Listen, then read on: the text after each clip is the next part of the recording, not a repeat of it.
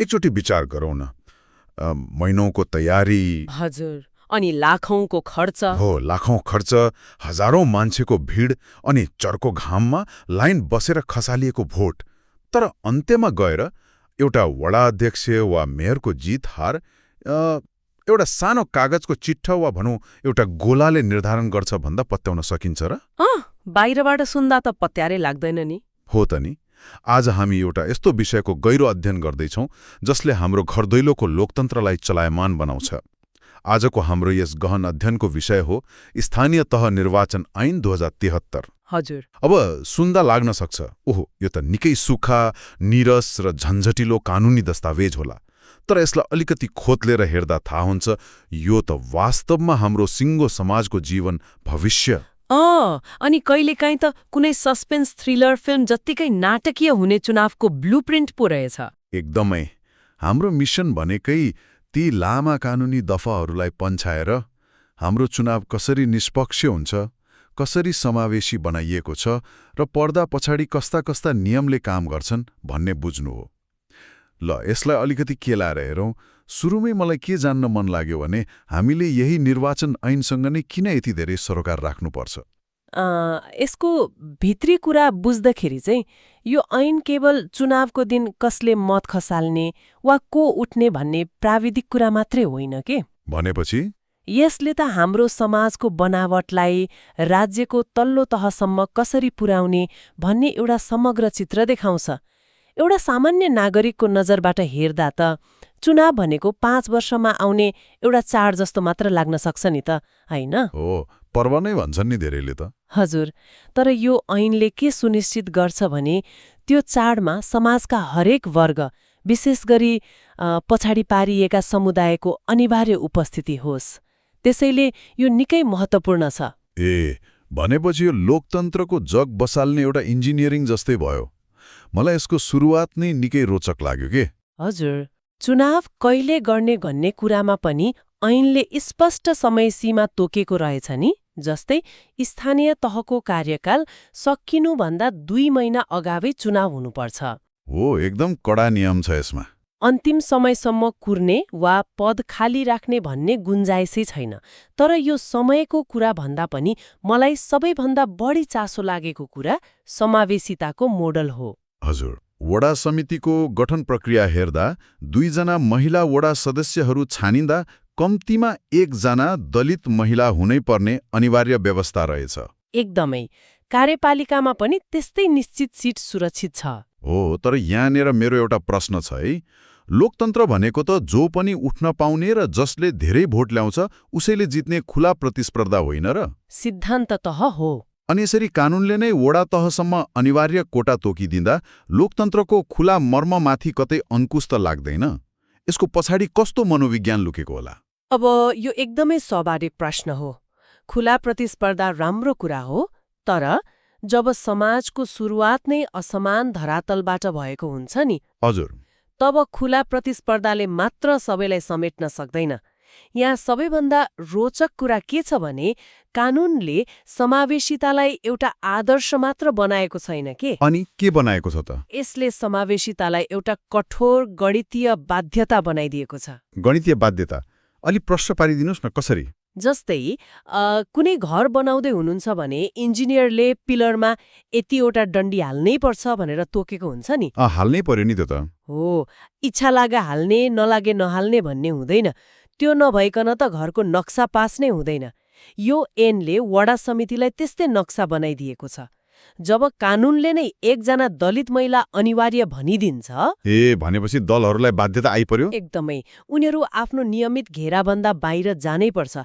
सीमान्तकृत समुदायमा पुगेर उनीहरूलाई राजनीतिमा ल्याउनै पर्छ। यो नियम नभएको भए सायद दलहरूले बेवास्ता गर्न सक्थे होला। ओहो, यो घरको पिलरको उदाहरणले कुरा एकदमै छर्लङ्ग पार्यो। संरचनै त्यस्तो बनाएपछि त भाग्नै पाइएन। अब यहाँनिर कुरा साँच्चीकै चाखलाग्दो बन्छ है। हजुर, भन्नुस् न। दलहरूले उम्मेदवार त खोजेर ल्याउलान्, तर चुनाव लड्न त खर्च लाग्छ नि त।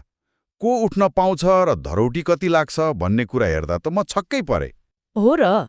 के कुरामा? जस्तै उम्मेदवार हुन 21 वर्ष पुरा भएको हुनुपर्ने अनि गम्भीर अपराधमा सजाय पाएका अयोग्य हुने नियम त ठिकै छ, तर धरौटी रकम हेर्नुहोस् त, वडा सदस्यको लागि जम्मा 500 रुपियाँ, वडा अध्यक्षको लागि 1000 अनि मेयरको लागि 1500 रुपियाँ।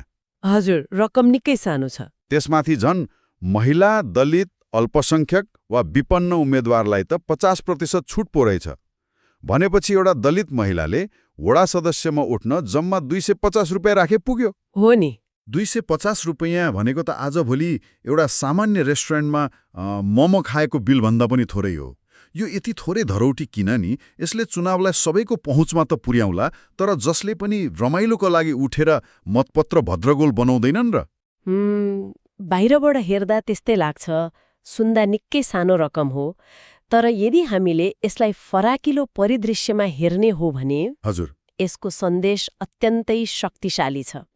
राज्यले भन्न खोजेको के हो भने पैसाको अभावले कसैको पनि राजनीतिक पहुँच नरोकियोस्।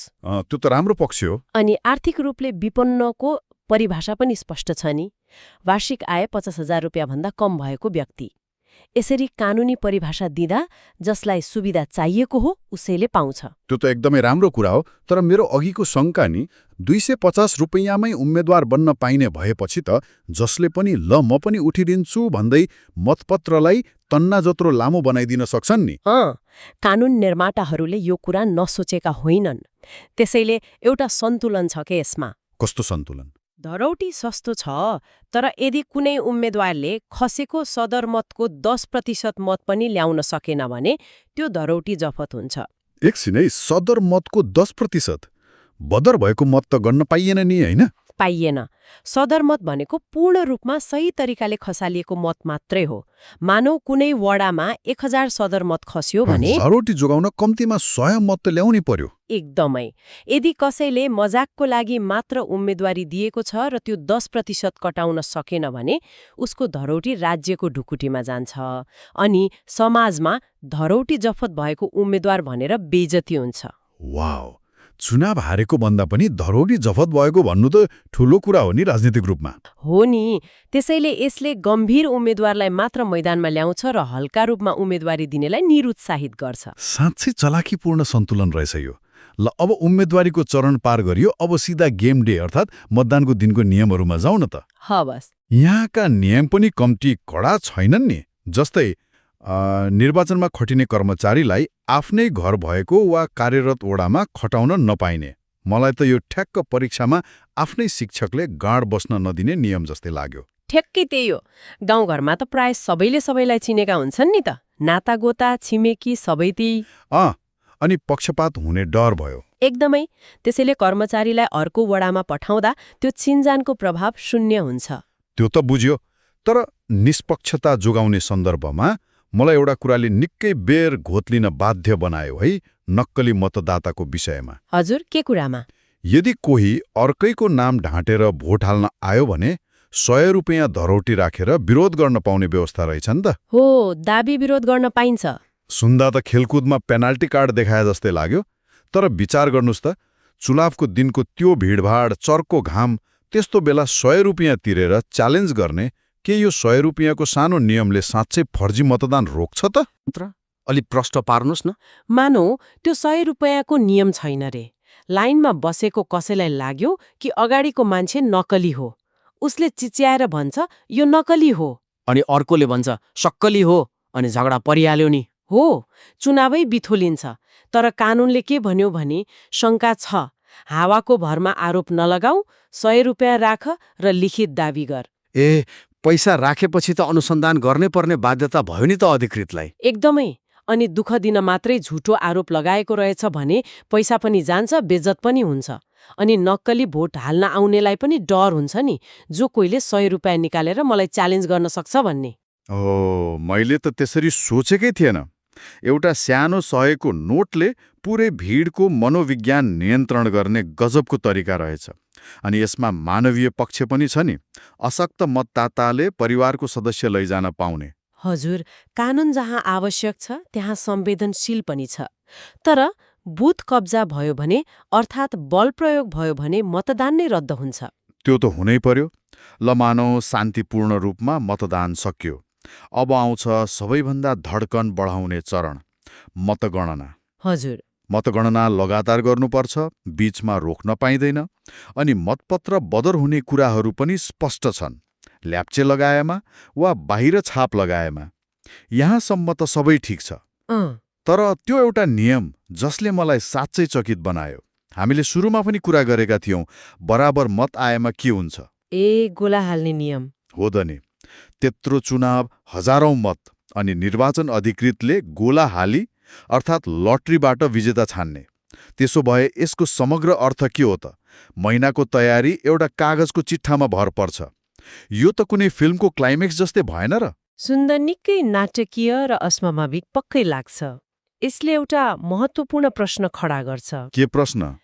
लोकतन्त्र भनेको त बहुमतको कदर हो नि त। तर जब जनताको अभिमत ठ्याक्कै 50-50% पुग्छ, तब गणितले काम गर्न छोड्छ के? तर त्यस्तो बेलामा फेरि चुनाव गराउनु पो साँचो लोकतन्त्र हो त होइन र गोला हाल्नुभन्दा त? सिद्धान्त त हो, तर व्यावहारिक रूपमा फेरि चुनाव गराउनु भनेको राज्यको लागि करोडौंको खर्च हो नि।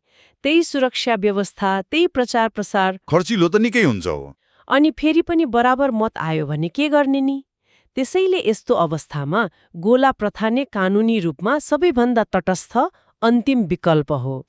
यसले कुनै पनि धाँधली वा पक्षपात हुन दिँदैन। कानूनले सधैँभरि प्रक्रिया लम्ब्याउन दिँदैन नि त। गणितले काम गर्न छोडेपछि अन्तिम विकल्प भाग्यकै भर पर्नु लोकतन्त्रको अनौठो तर बाध्यकारी नियम रहेछ। साँच्ची नै हरेक पाल टाल्ने प्रयास गरेको रहेछ कानूनले। हजुर, एकदमै। अब एउटा अन्तिम कुरा, गोप्यता। गोप्यतालाई यति कडा बनाइएको रहेछ कि अदालतले समेत कसलाई भोट हालिस् भनेर सोध्न नपाउने। निस्सन्देह यसले लोकतन्त्रमा नागरिकको स्वतन्त्र इच्छा अर्थात् फ्री विलको सर्वोच्चतालाई स्थापित गर्छ। सर्वोच्च अदालतले पनि सोध्न नपाउने भन्दा त? हो नि, भोटिङ बुथभित्रको गोप्यता नै नागरिकको सबैभन्दा ठूलो शक्ति हो नि त। बाहिर जस्तो सुकै दबाव वा प्रलोभन भए पनि पर्दा खसालेपछि ऊ पूर्ण रूपमा स्वतन्त्र हुन्छ। आजको यस विस्तृत अध्ययनबाट धेरै कुरा छर्लङ्ग भयो है। चुनाव भनेको भाषण र र्याली मात्र होइन रहेछ। यो त एउटा सुव्यवस्थित कानूनी प्रक्रिया रहेछ। 500 को धरौटी, 100 को च्यालेन्ज, समावेशिताको गणित अनि अन्त्यमा गोलासम्म पुग्ने हो। जब नागरिकले यी मसिना नियम बुझ्छन्, तब उनीहरू चुनावको दिन केवल भोट हाल्ने मसिन मात्र बन्दैनन्, साँचो अर्थमा लोकतन्त्रका पहरेदार बन्छन्। एकदमै सही कुरा।